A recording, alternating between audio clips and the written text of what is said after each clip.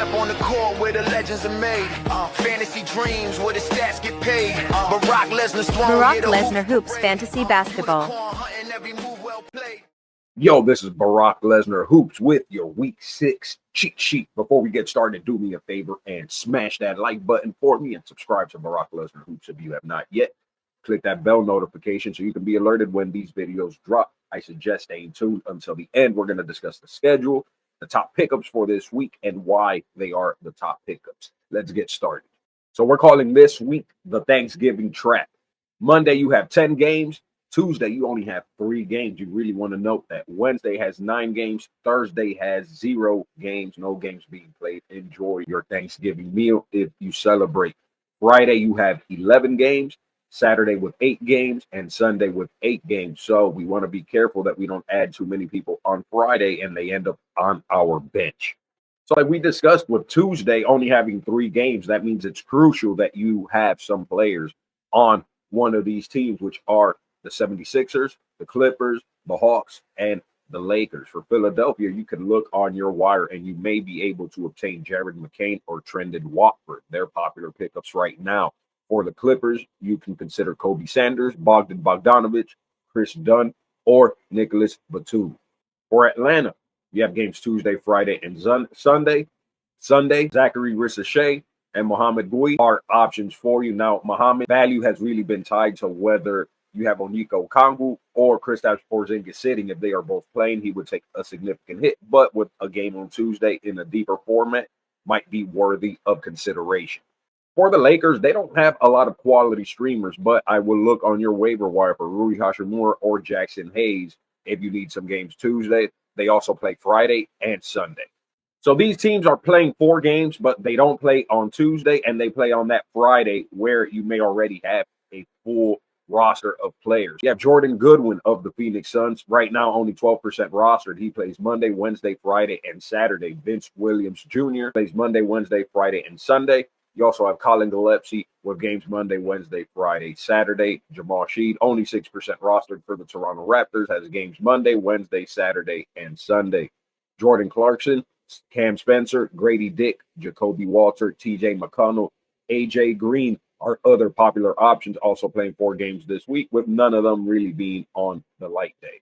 For the forwards, you have Duncan Robinson, only 20% rostered. Saddiq Bey, right now 9% rostered, plays Monday, Wednesday, Saturday, Sunday. Jeremiah Fears, 25% rostered, has been a popular pickup the last few weeks.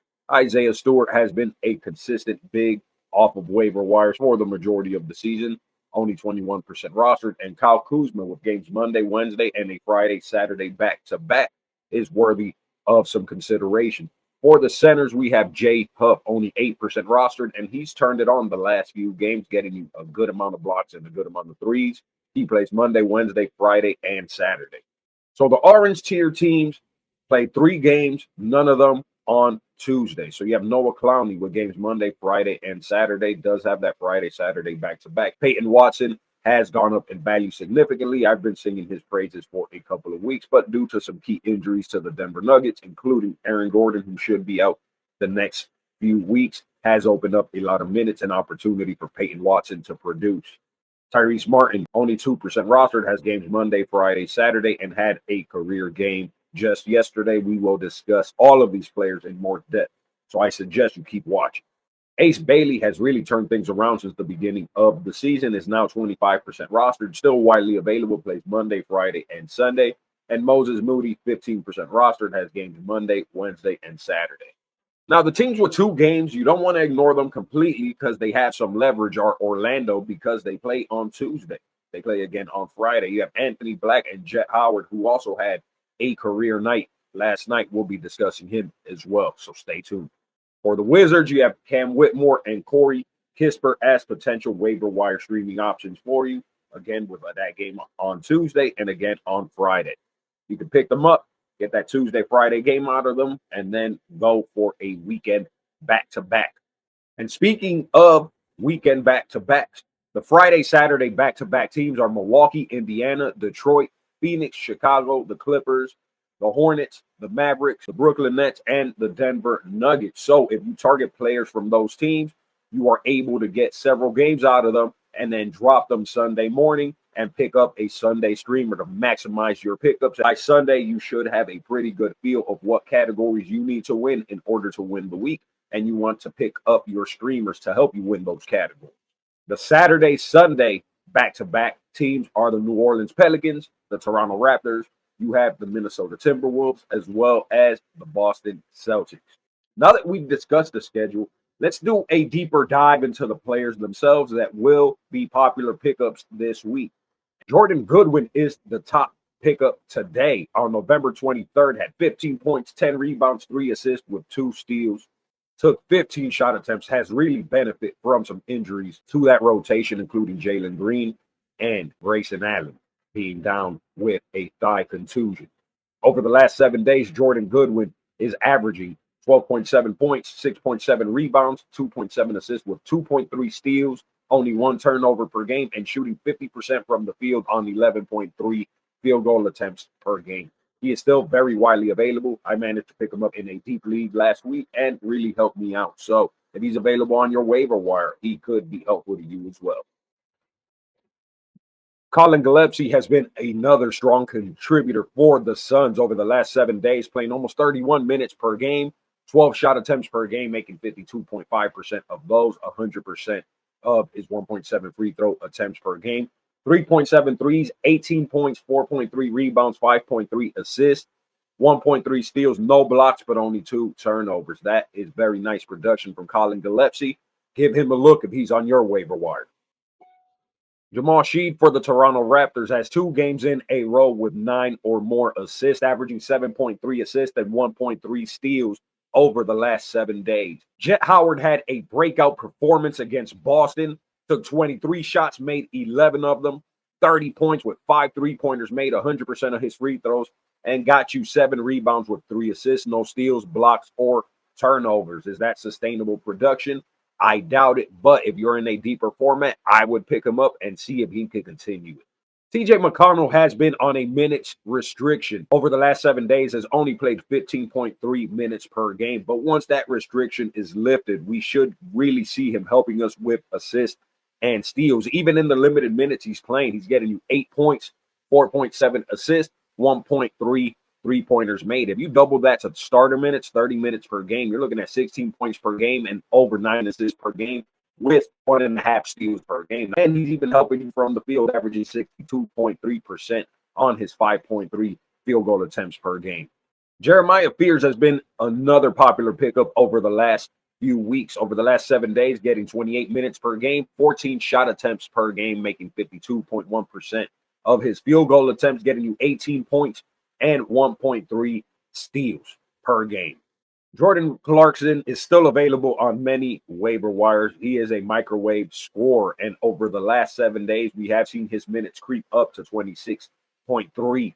He's averaging 9.3 field goal attempts per game and shooting 53.8% from the field, getting you 12.3 points, 3 rebounds, 2.7 assists, no defensive numbers, only 1.3 turnovers per game. You really want to pick him up if you need some scoring in a pinch.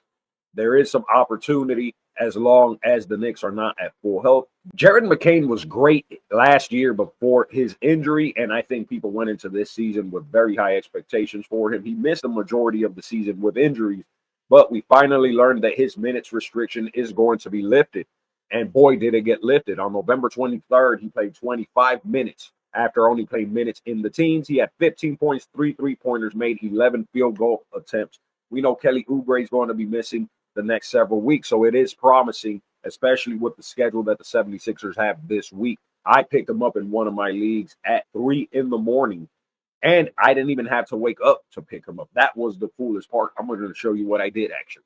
So one of the features of the Sports Wizard, that's sportswzrd.com, is this auto ad feature. And the way the auto ad feature works is once you get the membership, you're able to log into your account. You go to the league you want to do the auto ad.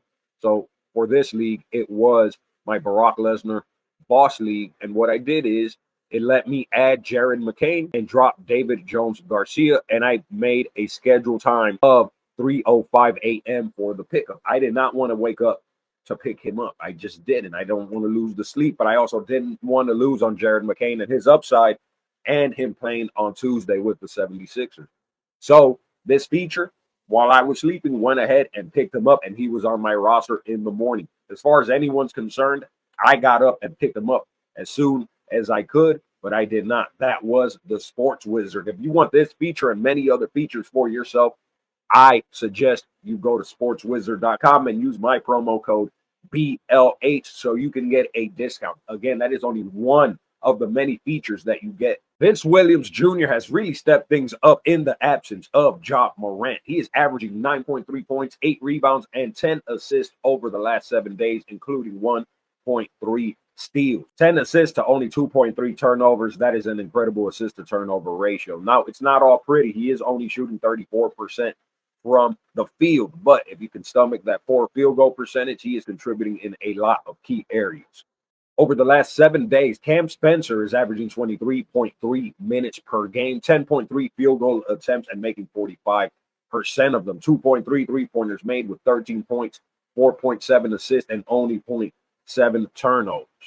Now, that is much better than his production if you go back to the last 14 days. So if you're in a deeper format, he might be your guy.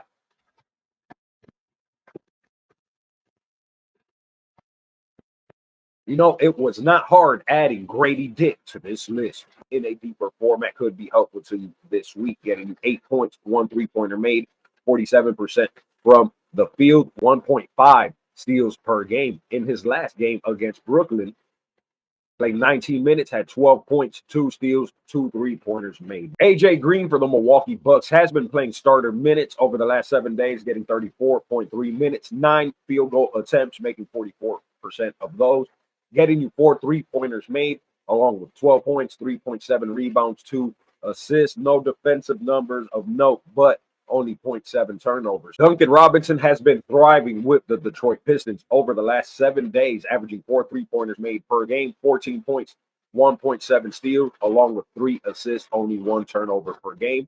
And along with those 4 3-pointers made, he's averaging 50.5% from the field. So elite field goal percentage, along with elite volume threes. That is a great combination. Can he keep it going? I would hold on to him and find out.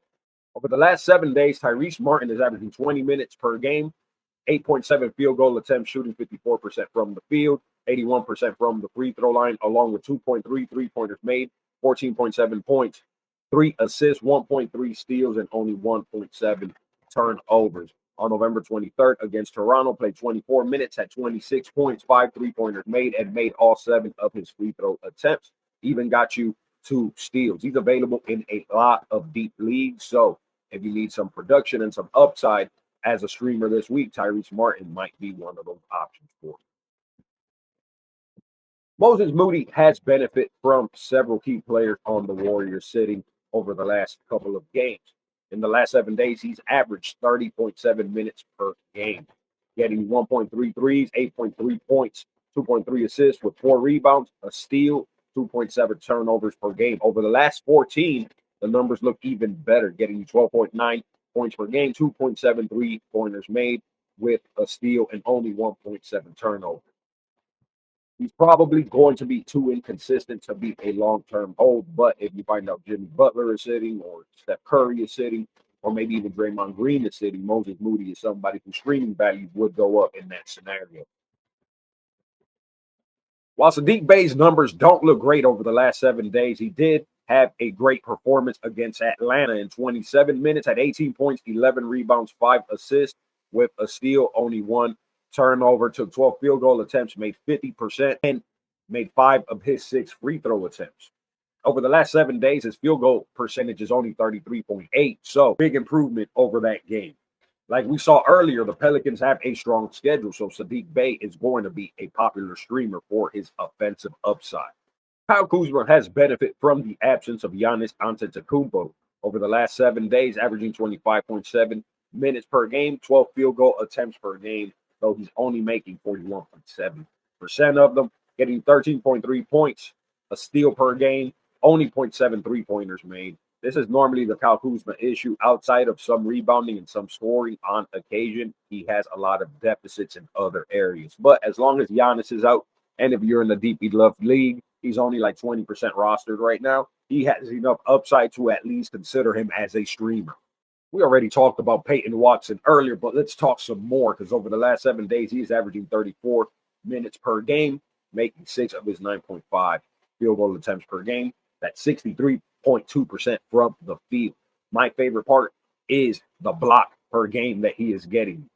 2.3 3-pointers made, 15.3 points, 8 rebounds per game, 2 assists, just contributing across the board. The only negative I would say is the 2 assists to 2.8 turnovers. Hopefully he can get those turnovers down some and continue getting these steals, blocks, 3-pointers, and some efficient scoring. Noah Clowney has been a lot more efficient over the last couple of weeks. Over the last 7 days, averaging 32 minutes per game, 47.2% from the field on 12.7 attempts, 86% from the free throw line on 4.3 attempts, getting 2.3 threes, 18 points, no rebounds, no assists, getting you 1.3 steals and 2 blocks. Very unique and intriguing profile for a big man. If he continues to get blocks, if he continues to get threes, and he can do that without killing your percentages, Noah Clowney, I think, is going to be a popular pickup this season. Trendon Watford had an incredible game against Miami, made 7 of his 12 field goal attempts, had 19 points, 9 rebounds, 7 assists, a steal, a block, only 1 turnover, and he got you a 3. That was with 58.3% from the field and 80% from the free throw line. So a gem of a 9-category stat line. Is it sustainable production? That I do not know, but Joel Embiid has been injured. Kelly Oubre's out for the next several weeks. Paul George did recently return, but there seems to be a lot of things in flux with that roster and that rotation right now. So with Philadelphia's schedule this week, it might make sense to pick up Trendon Watford and see if he can continue to produce. Isaiah Stewart is a low-end big man, but for a low-end big man, he's a quality one. He's getting you 2.7 blocks per game over the last 7 days, getting you 23 minutes per game, 6 field goal attempts, and 55% from the field. And he's making 100% of his 2.3 free throw attempts per game. And he's even getting you a 3-pointer made per game. So when a big man is getting you a 2.7 blocks, what more can you ask for than that? A guy I really liked in drafts, and then I got a little impatient because I didn't like the minutes. You can see over the last 30 days, his minutes were only at 15.7. But over the last 7 days, his minutes have crept up to 20.3. And what has he done in those 20.3 minutes per game? He's getting 2.7 blocks per game and 2 threes per game. You know how much I love centers that can get you threes and blocks, and Jay Huff is doing that at a high level. I was hoping he would do that. I thought he would be a great Miles Turner replacement, and it's looking like that prediction may be coming true right now. Isaiah Jackson can't keep starter minutes. It just doesn't happen. He either gets injured or they just don't entrust him. So the path is wide open for Jay Huff to produce, especially with Obi Toppin out for the next several weeks injured. The opportunity is there. The statistical profile is there for Jay Huff to be a valuable contributor in your league. Which of these players will you be targeting? Let me know in the comments because I'm curious to know. Thank you so much for watching this video. It means the world to me. If you haven't yet, do me a favor, smash that like button and share this video with a friend that isn't in your league, because I know you don't want to give these secrets away. If you're enjoying this content, continue supporting the work that I do so that I can keep giving you these breakdowns and help you dominate your leagues. Until next time, this is Barack Lesnar of Barack Lesnar Hoops. Take care.